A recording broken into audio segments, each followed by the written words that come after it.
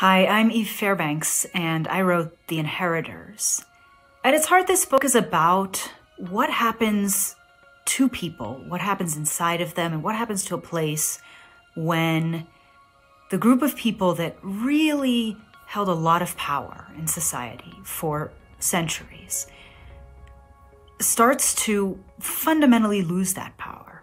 And the group of people that had forcibly been marginalized starts to really gain it.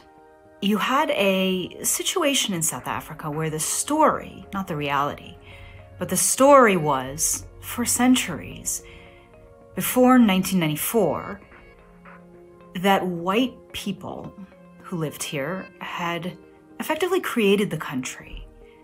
They had built the society, built the infrastructure. In 1994, with the beginning of real democracy in the country and the election of Nelson Mandela as the country's first Black president, you had a real twist and an inversion of that story because Black people in South Africa constitute the majority. The country's identity and the way it talked about itself and how it understood its own past began to change. The book is kind of centered around three people. They are people that I met. I've lived here for 12 years. I grew up in Virginia. They had also been born right around 1970, which meant that they grew up in the 80s during a period where things seemed really stuck. And then right as they became adults, having kind of envisioned their lives fighting that system or as part of that system or defending it, it collapsed.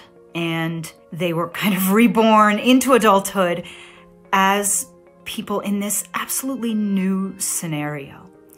Something people told me over and over was that nobody fit into the boxes that analysts or even they themselves had anticipated that they would be in, or the roles that they would inhabit in the aftermath of this kind of great and dramatic change.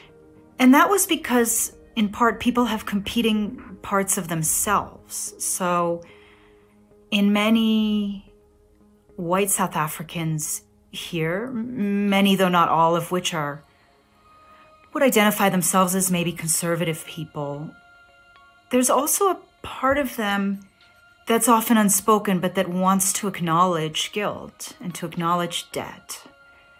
And in people who identify as progressives, there's also an envy of their adversaries, a wish that they could inhabit or project some of that same confidence.